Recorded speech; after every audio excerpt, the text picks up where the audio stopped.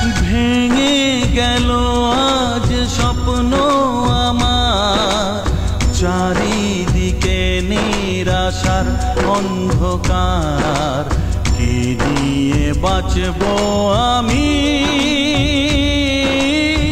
ভালোবাসা করে হাহাকার, ও ভালোবাসা করে হাহাকার,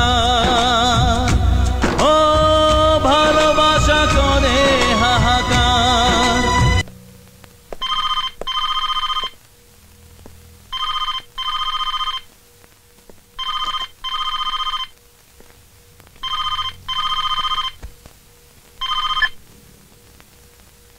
হ্যালো। হ্যালো বেআই মশাই, আমি অনেকবার আপনাকে ফোন করেও পাইনি, আজ পেলাম। ও আই এম সো সরি, আসলে এই কদিন আমি অফিসের কাজ নিয়ে খুব টেনশনে ছিলাম। টেনশনে তো আমিও আছি, মেয়ের বাবা বলে কথা। তো বিয়ের দিন তো এসে গেল, একবার তো দেখা হওয়া দরকার। হ্যাঁ, আমি এই আর দুদিনের মধ্যেই আপনার সঙ্গে দেখা করছি। I am sorry. ঠিক আছে, রাখছি তাহলে।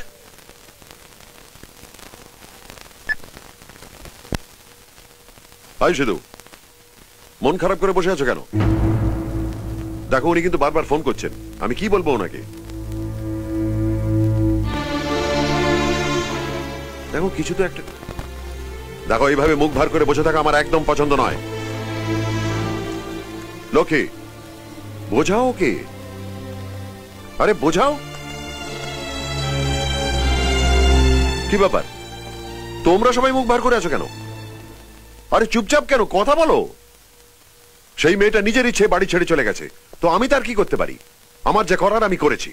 আজকের দিনে কোন বাবা রাজি হবে একটা বাইরের মেয়েকে 7 দিনের জন্য নিজের বাড়িতে থাকতে দিতে? আমি দিয়েছি, আমি রাজি হয়েছি। কার জন্যে? এর জন্যে। তো আজ সে যদি চলে গিয়ে থাকে তাতে কার কি করার আছে? তবে ভালোই হয়েছে সে চলে গেছে। আরে যে মেয়েটা 7 দিনের জন্য বাড়িতে থাকতে পারলো না, সে সারা জীবন কি করে থাকবে? আমার কথাগুলো বুঝতে পারছো তুমি? তোমার প্রবলেম কি জানো?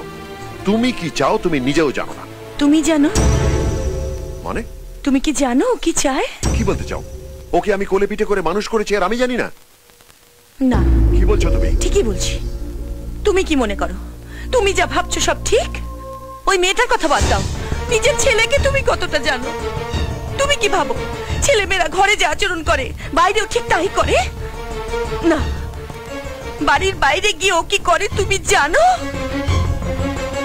ও প্রায় রাতে পাঁচিল টপকে বাইরে যায়, মিথ্যে কথা বলে, গুন্ডামি করে, মদ খায়, আর মদ খেয়েও।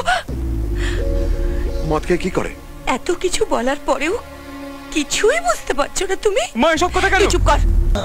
চারিদিকে নিরাশার অন্ধকার, কি নিয়ে বাঁচবো আমি?